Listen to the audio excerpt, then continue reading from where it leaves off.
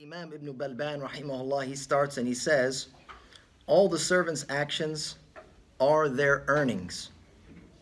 They are created by Allah, the good and evil, the pleasant and repulsive. So, as we addressed last class in the last session together, that Allah subhanahu wa ta'ala has created everything. There's nothing that escapes His creation. There's no exception to that rule, regardless the size or the nature of the thing. And everything here includes your very own actions. We can find in the Quran and As-Safat, verse number 96, Allah subhanahu wa ta'ala says what means Allah created you and what it is that you do. Allah created you and what it is that you do. So your actions are included in that creation.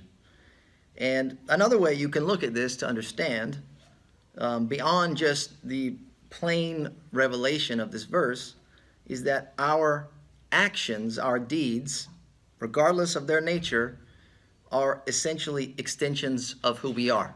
They're our attributes, our description, our characteristics are defined a lot by our actions.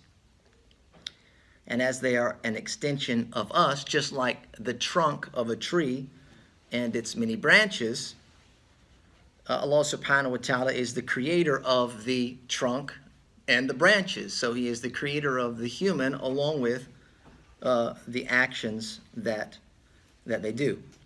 So if Allah is the creator of our actions, does that mean that we have any choice in the matter? Allah created us. Did we have a choice in being created? No. What about our actions? Because Allah creates our actions, do we have a choice in what we do, good or bad? And so Imam Ibn Balban, he says, the servant is willful and disposed to achieving righteousness and acquiring sin, not coerced, impelled, or obliged. So there's a couple of things to look at here. First, to hint to you, he says the servant is willful. So there is some will involved in our actions. And then there's a disposition that each and every one of us has. A disposition, an inclination towards good or an inclination towards evil.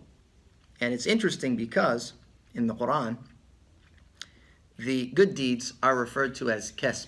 And we're going to talk about that in more detail, which is basically what you earn. And the evil deeds, when they're referred to as being what you earn, it's iktisab. So the difference between these two things in the language is kasb is something that's intentional, that you want to earn it. Like when you go to work, you go for kasb al-mal. You want to earn money. Whereas iktisab comes from the same root word, kasaba, which means to earn.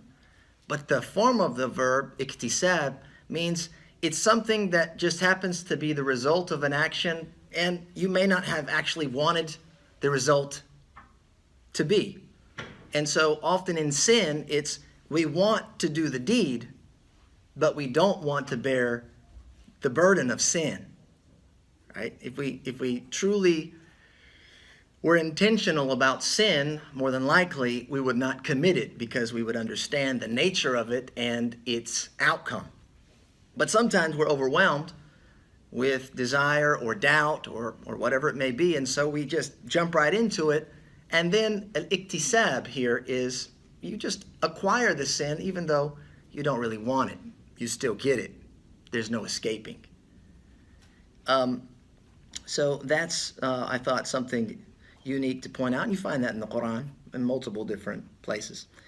He says, Allah the glorified is the creator of what the servant earns, what he acquires. So what he earns is his good deeds, and what he acquires is here his bad deeds.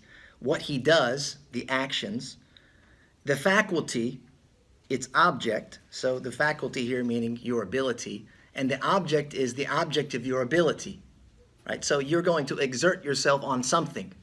You're going to do something, and therefore not only your ability to do it, but that thing that you're going to do is created by Allah. Also choice, which is in here, your heart, and the chosen thing or the object of your desire.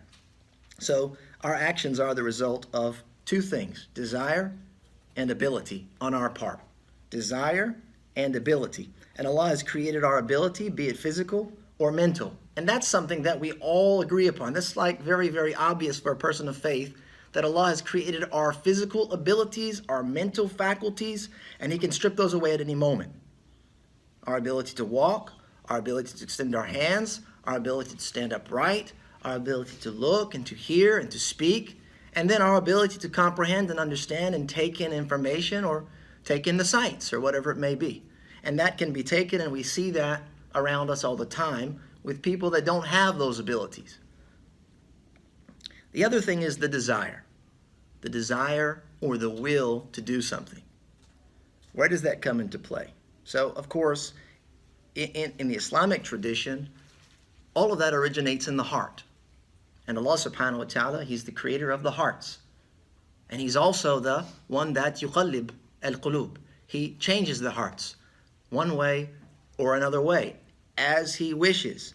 And so not only the heart, the home, if you will, of will and desire was created by Allah, but the desire itself is also a creation of Allah subhanahu wa ta'ala. So He created the heart, and He placed within the hearts the will and the desire that we have, which drives our actions. He says, what is earned refers to the faculty which Allah creates in the earner according to what they desire to earn. So here again, this is a little more detail about talking about kesb, or the earning of your deeds. And so the great Imam as-Safarini, we're going to be referring to him a great deal in this subject and others. He said that kesb, and this is in the lexicon, or the technical terminologies of the theologians, it means that the action that is produced by the actor, coupled together, they go together hand in hand with the created ability and choice. So here are the two things that I referred to earlier: having the ability to do it, and then making the choice to do it as well. And then, of course, faculty is the ability to carry out action. So even though Allah is the creator of our actions,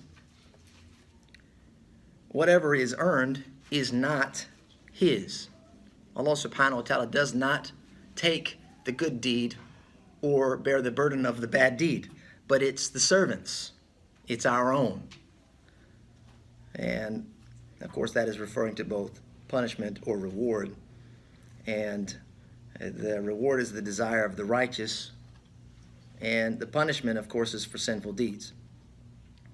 And this essentially is because we have been made morally responsible. If we have the capacity, if we have the faculty, mentally and sometimes physically, then we're held accountable. And so the result of our actions, they belong to us. And again, creation of the ability and the desire, along with the divine decree. Of course, there's a divine decree at play here, that Allah subhanahu wa ta'ala decrees things to happen. And if He does not decree them, they will never be. Then all of this belongs to Allah. So if it all belongs to Allah, because Allah subhanahu wa ta'ala has decreed it and willed it,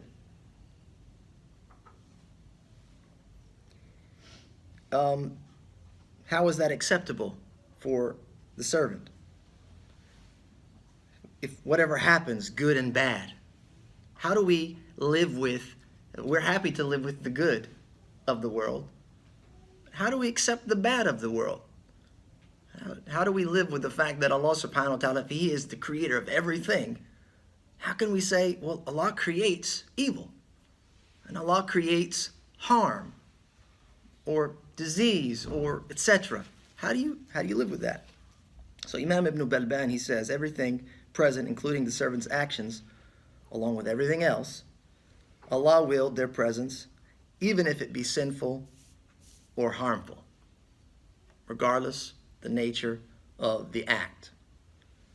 So here there's a great point that was mentioned by another one of the great Imams of the past, Uthman ibn Ahmad al-Najdi. He's referred to as Ibn Qala'id. And he authored a book very similar to this one. It was called Najat al-Khalaf fi I'tiqad al-Salaf. And this basically means salvation of the predecessors, those that proceed, that come later, in regards to the doctrine of the predecessors, those that came before. So like the early generations of Islam. And he says that his will, the will of Allah, and desire does not mean his love and pleasure.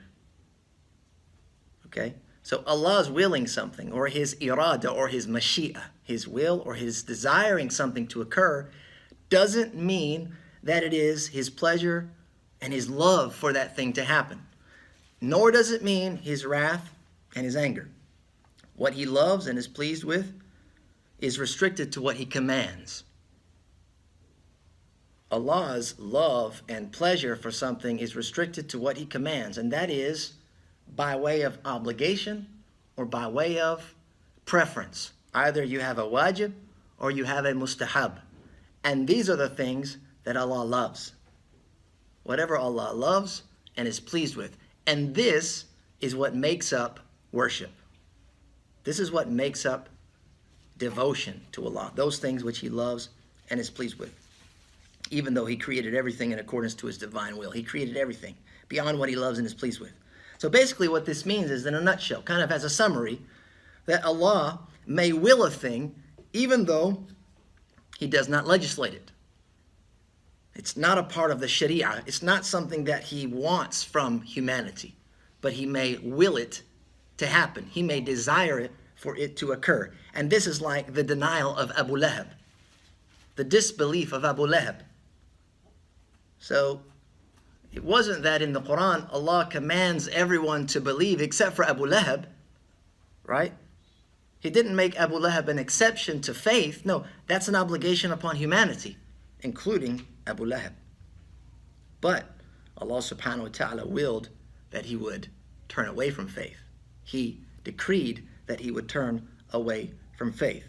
And same thing goes on the opposite end of the spectrum. He can order a servant to believe like this and not will it to happen. And of course this is due to his infinite wisdom. And some of that wisdom, we will never know what it is. And we are the ones that are asked of our actions, while Allah subhanahu wa ta'ala is not asked of what it is that he does. So when it comes to actions here, in conclusion, there are a number of essential parts to human endeavor.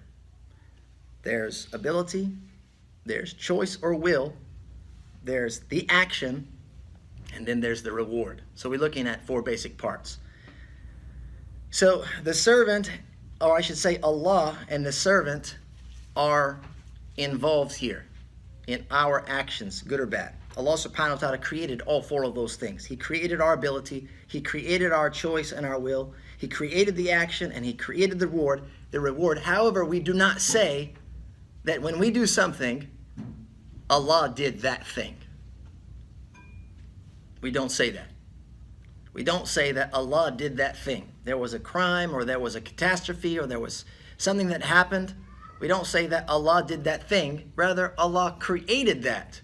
And it was we that did it.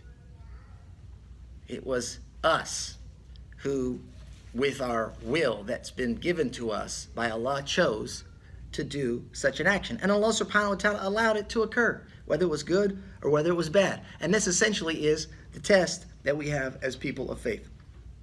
He is, of course, associated with the action and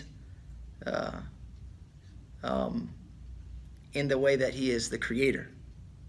And then, of course, the other elements there, choice and reward, etc. Those are all creations of Allah subhanahu wa ta'ala. And that will conclude for this section of the text.